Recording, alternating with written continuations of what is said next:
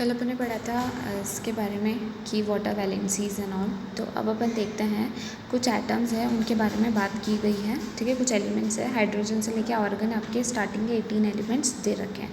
उनके इस टेबल में क्या क्या दे रखा है, यहाँ उनके सिम्बल्स दे रखे हैं, यानी उन्हें किस नेम से अपन शॉर्ट फॉर्म में लिखते हैं। देन उनके एटॉमिक नंबर्स है, ठीक है, जो कि उनका सीरियल नंबर ही होता है, यानी 1 2 3 4 5 6 7 8 9 10 इसी सीरीज़ में वो जमे होते हैं। तो एटॉमिक नंबर उनका नंबर वाइज चलता रहता है। नंबर ऑफ़ प्रोटॉन्स उतने ही होते हैं जितने नंबर ऑफ़ उनका एटॉमिक नंबर होता है। खाली हाइड्रोजन में 0 होते हैं, बाकी सब में उतने ही होते हैं जितने नंबर एटॉमिक नंबर है, उतने ही नंबर ऑफ़ प्रोटॉन्स है, उतने ही नंबर ऑफ़ न्यूट्रॉन्स है। किसी किसी में चेंज होता है, आपको ध्यान रखना है। ठीक है, ऑलमोस्ट सब में सेम होता है। जैसे लाइक यहाँ चेंज है, यहाँ चेंज है, ठीक है, यहाँ चेंज है, यहाँ चेंज है, यहाँ चेंज है, यहाँ चेंज है और यहाँ चेंज है। तो किसी किसी में चेंज होते हैं नंबर ऑफ़ न्यूट्रॉन्स, बाकी number of protons and atomic number तो सेम ही रहता है ऑलमोस्ट हर केस में। ठीक है, समझ में आ गया। तो ये तो खाली आपको ध्यान रखना है। एंड नंबर ऑफ़ इलेक्ट्रॉन्स उतने ही होते हैं जितने नंबर ऑफ़ प्रोटॉन्स होते हैं। ये तो बहुत ही कॉमन सी चीज़ है। ठीक है, अब नेक्स्ट क्या है, ये नंबर ऑफ़ इलेक्ट्रॉन्स जो है वो किस तरह से डिस्ट्रीब्यूटेड है, किस शेल में, के में, फिर एल में, फिर एम में, फिर एन। तो अभी तक एन तो आई नहीं, क्योंकि अपने 18 एलिमेंट्स ही है टोटल, तो 18 अपने 3 शेल में भर जाते हैं। ठीक है, तो वो डिस्ट्रीब्यूशन दे रखा है। तो यहाँ पे अगर अपन किसी का भी उठा के देखें, लाइक मैं सिलिकॉन का उठा के देखूँ तो मुझे क्या दिख रहा है, 2,8,4, यानी इसमें टोटल 14 इलेक्ट्रॉन है। ठीक है, तो सीधी सी बात है, 14 इलेक्ट्रॉन इस तरह से डिस्ट्रीब्यूशन हो रखा है। वैलेंसी क्या होगी, मैंने आपको बताया था 4 तक तो वैलेंसी वही होती है जो उसकी है। देन 5 से उसकी वैलेंसी कभी कभी 5 भी हो जाएगी, और 8 - 5 जो होती है 3 वो भी हो जाएगी। ठीक है, तो 8 - 5 3 उसकी वैलेंसी होगी, इसलिए यहाँ 3,5 लिख रखा है। लेकिन ये सिर्फ 5 वाले केस में पॉसिबल है, 6 7 8 में बिल्कुल भी पॉसिबल नहीं है। 6 7 8 में क्या पॉसिबल है, जो 8 में से माइनस होके आएगा। 8 में से 6 माइनस होके 2, 8 में से 7 माइनस होके 1, और 8 में से 8 माइनस होके 0। तो फिर बाद में 5 के बाद में तो ये ही चलती है उसकी वैलेंसी। तो आपको यहाँ पूरी वैलेंसी जो है ध्यान रखनी है। ठीक है, ये तो थी लास्ट एलिमेंट्स की वैलेंसी जो मैंने आपको बताई। इनकी भी अगर देखें तो इनकी भी वही होगी, 4 तक वही चलेगी, 5 तक। ध्यान रखना 5 के बाद यहाँ सिर्फ 3 है, 8 - 5, यहाँ 3,5 ऑप्शन भी अवेलेबल नहीं है। क्यों, क्योंकि वो सिर्फ फॉस्फोरस के केस में ही पॉसिबल होती है। तो ये कुछ बातें आपको दिमाग में रखनी है, बाकी जनरल रूल तो चलेगा ही चलेगा। केमिस्ट्री में जनरल रूल तो हमेशा हर जगह तो बिल्कुल एप्लीकेबल नहीं होता है, क्योंकि दुनिया में भी कोई बात जनरल जो होती है वो हर जगह तो शायद ही एप्लीकेबल हो। ठीक है, तो किसी किसी केस में होती है एंड किसी किसी केस में नहीं होती है, तो but most of the time जो रूल वही रहता है। ठीक है, तो ये सारी बातें ही जो है वो आपके इस नीचे वाले पैराग्राफ में दे रखी हैं। क्या क्या दे रखा है, हीलियम एटम के पास 2 इलेक्ट्रॉन है उसके आउटरमोस्ट शेल में, और all the other elements have atom. ठीक है, उसके आउटरमोस्ट शेल में 8 इलेक्ट्रॉन है, यानी जो भी हीलियम गैस, नोबल गैस के बारे में बात कर रहा है, हीलियम है आपका, ठीक है, फिर नियॉन है आपका, फिर आर्गन है। तो ये सारी हीलियम गैस इनके आउटरमोस्ट शेल में देखो 8 इलेक्ट्रॉन्स, 8 इलेक्ट्रॉन्स, और इसमें 2 इलेक्ट्रॉन्स। वो वाली बात यहाँ बताई गई है। द कंबाइनिंग, अब वैलेंसी क्या होती है उसको बताया था। कंबाइनिंग कैपेसिटी, वो कितने लोगों से कंबाइन हो सकती है, कितने से रिएक्ट कर सकती है, उनसे जुड़ सकती है, वो उसकी वैलेंसी हो जाती है या कंबाइनिंग कैपेसिटी हो जाती है। ठीक है, an outermost shell which had 8 electron was said to octet. Octet किसे कहते हैं, अपना ऑक्टेट कंप्लीट करना, यानी जिसके आउटरमोस्ट शेल में 8 इलेक्ट्रॉन्स हो उसे हम कहते हैं ऑक्टेट। तो सबके सब क्यों किसी से कंबाइन हो रहे हैं, वैलेंसी क्यों शो कर रहे हैं, अपना ऑक्टेट पूरा करने के लिए। ठीक है, अब इसका ऑक्टेट में अगर 2 8 7 है तो इसको 1 इलेक्ट्रॉन चाहिए ना अपने आउटरमोस्ट शेल के ऑक्टेट को पूरा करने के लिए, उसमें 8 इलेक्ट्रॉन करने के लिए।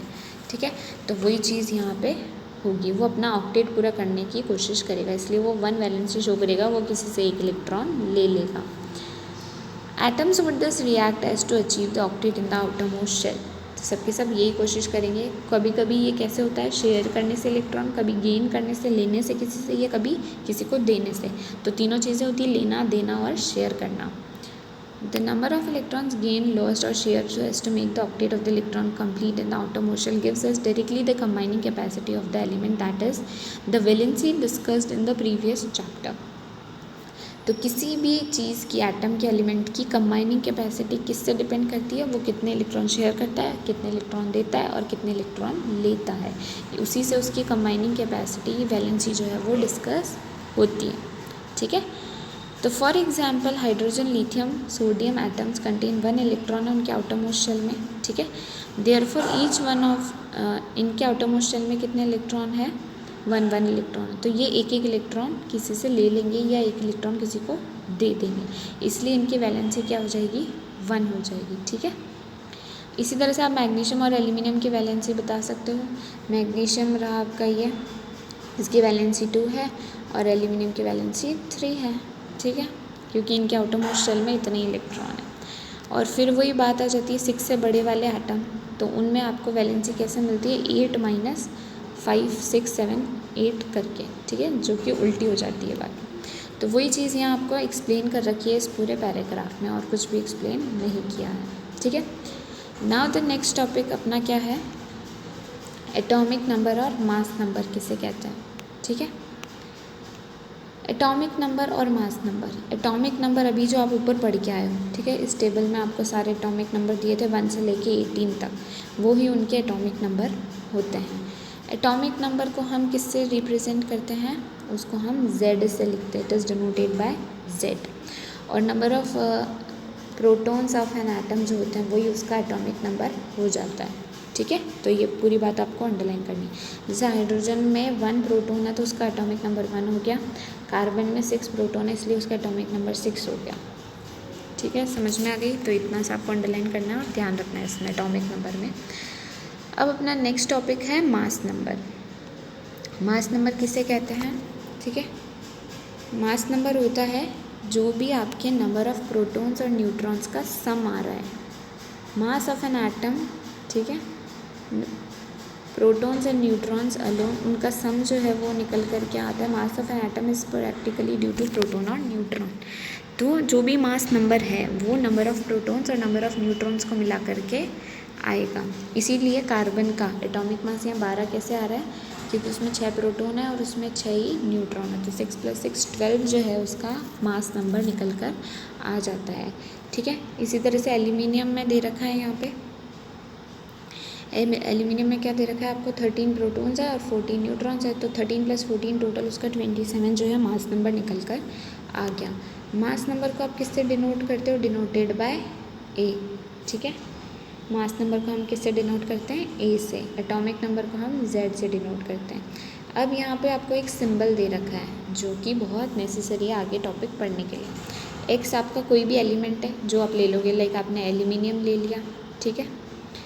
Z आपका उसका एटॉमिक नंबर है, एल्यूमिनियम का एटॉमिक नंबर 13 होता है क्योंकि उसमें नंबर ऑफ़ प्रोटॉन्स कितने हैं, 13।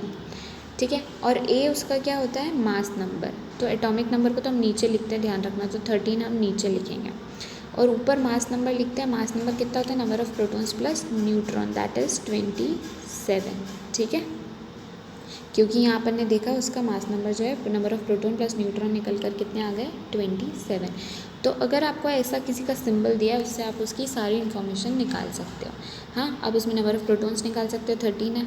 आप उसमें नंबर ऑफ़ न्यूट्रॉन निकाल सकते हो, कैसे, 27 - 13, उतने ही तो नंबर ऑफ़ न्यूट्रॉन होंगे क्योंकि यहाँ पे number of proton plus neutron आता है।